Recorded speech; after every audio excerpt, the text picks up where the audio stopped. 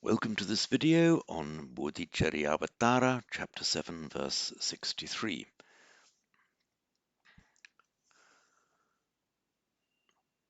Sukhartang kriyate karma tatapi syan nava sukham. Karmaivatu sukham yasya nishkarma sasukhi katham. Now I'll read it with the text. Oops. Mark up. There we are.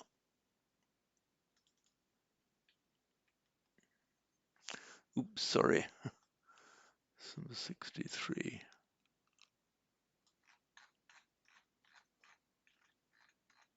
Here we are. Sukhartang kriyate karma tatapi syan nava sukham. Karmaivatu sukham yasya nishkarma sasukhi katham. So karma, work or a task, a job. Karma kriyate is done, is the ordinary passive from the root kri. So work is done. Sukha artham. And by Santi sukhartam. Artha primarily means the goal, the objective. And when it comes at the end of a compound, as here, sukhartam, in the adverbial accusative form, sukhartam. Sorry, I said adverbial accusative, I mean in the accusative with an adverbial meaning. It means for the sake of, for the purpose of. So if something is done, kriyate is done sukhartam, it means for the sake of sukha, for the sake of happiness. So karma kriyate, work is done for the sake of happiness. So you do something, you do a task because you want to achieve some sukha from it.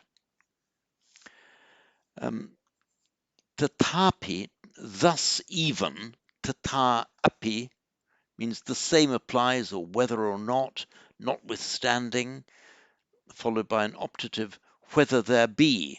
So tatapi syat nava sukham, notwithstanding, syat, whether there be, sukham, sukha, nava, or not. So in other words, you do a job because you want to get happiness, whether or not happiness in fact results from it. So sukhartam kriyate karma, for the sake of happiness, karma kriyate, a job is done. Tatapi, thus even, and the same applies, even though, thus even, sukham syat, sukham may be, may result, nava, or not. Now remember this syat, it's from our root as, to be, Latin esse, and in Sanskrit, as indeed also in Latin and in Spanish and Italian, it has this odd characteristic that in certain forms of the verb the initial a drops out. So it's a class 2 verb, so the optative would have been, look where I put the asterisk to show that it's a deliberately false form to illustrate it, would have been, were it regular, asyat, that would be regular, but it becomes syat. And look at the Latin sit and the Italian sia from essere.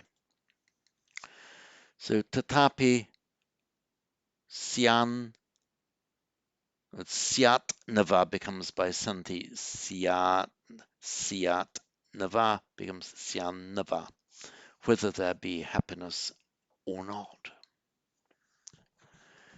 Yasya, of whom, the relative pronoun, and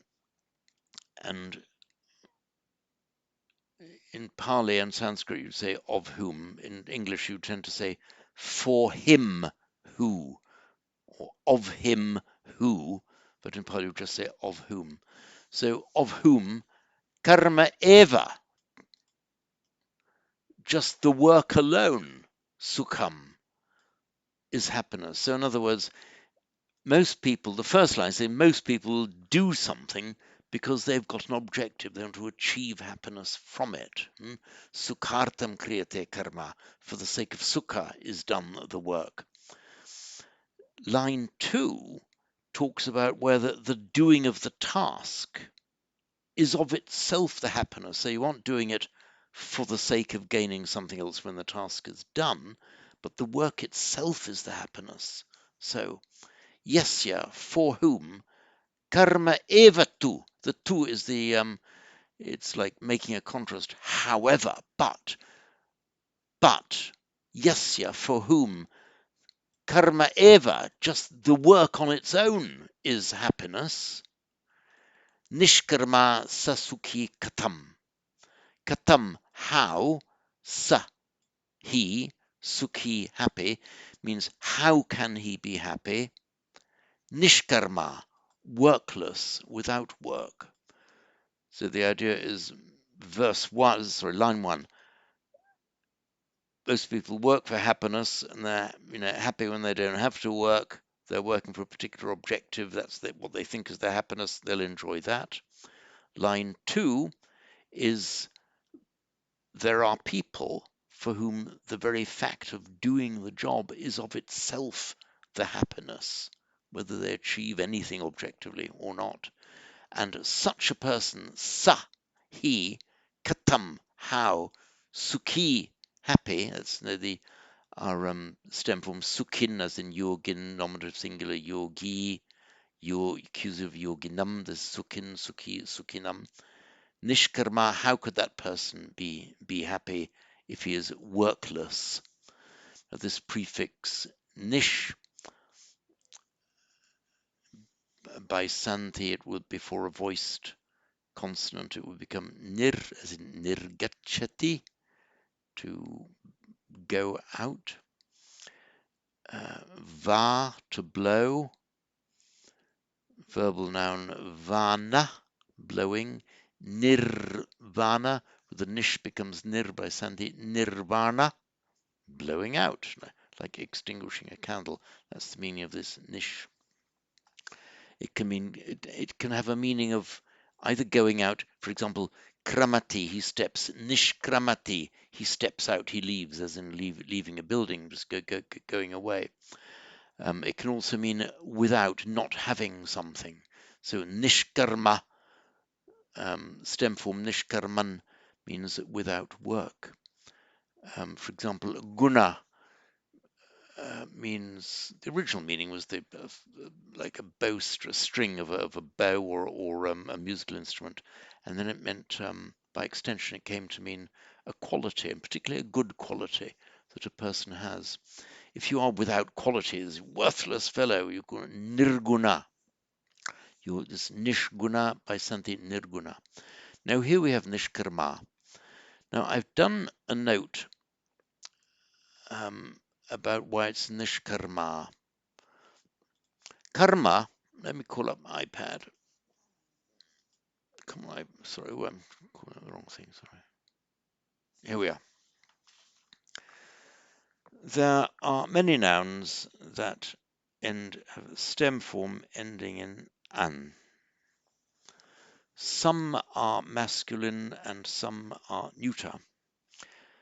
The best known of all the nouns in that class is karma,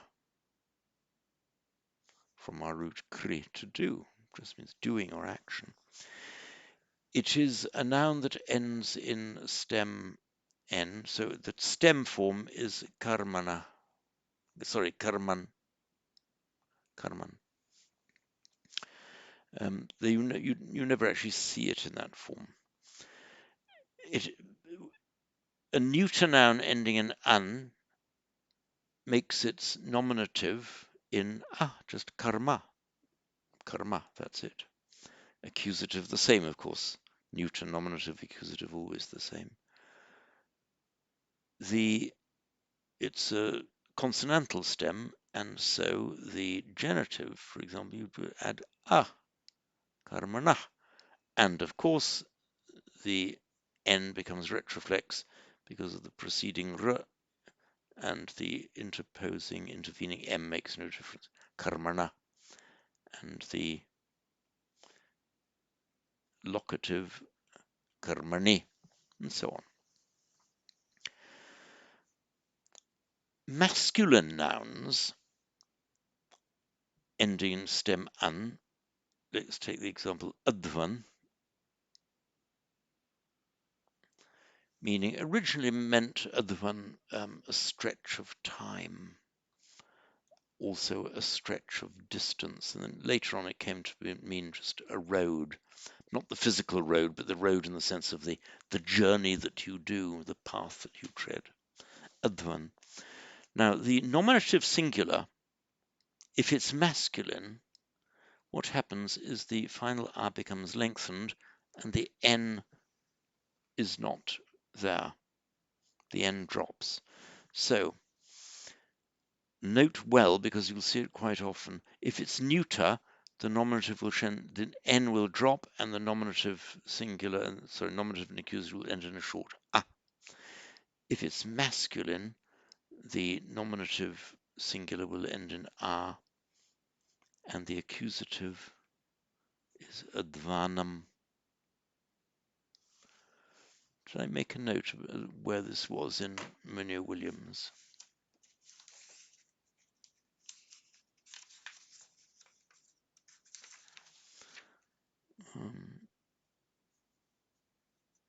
I think I've done a note in the next verse along, I think. Now, how is it that in this verse we have, sorry to call this up again, we have nishkarma ending in a long R, when karma itself as a noun ends in a short A in the nominative? It's because we're now making a compound adjective. Treat this as a compound adjective. Nishkarman, call up. iPad again. The stem form, nishkarman, means without work, without a job to do, workless.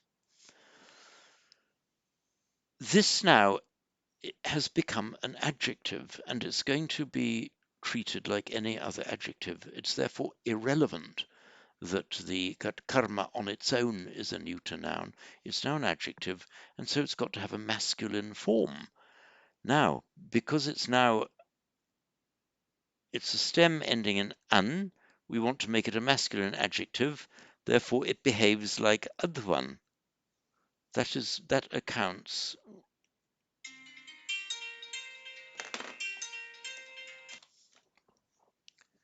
Sorry, I was interrupted for a call. I was just saying that accounts now for the form nishkarma. Oh, sorry, nishkarma, because it's now a masculine adjective. Nishkarman stem form. Masculines ending in stem an make a in their nominative singular. So we'll just call up the text again.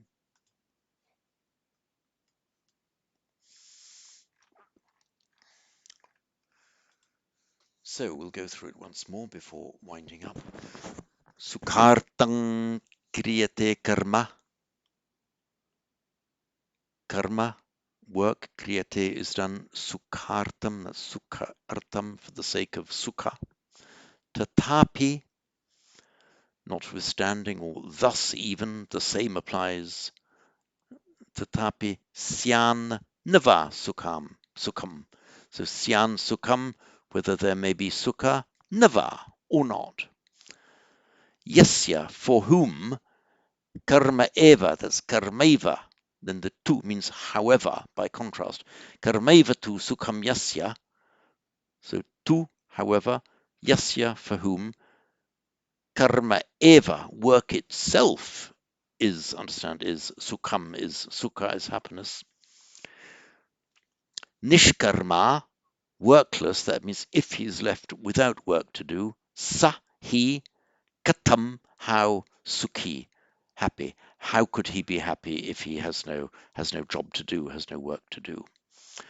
So I'll read it through once more then. Sukhartang kriyate karma tatapi syan nava sukham. Karmaiva tu sukham yasya nishkarma sa sukhi katam. And that concludes this verse.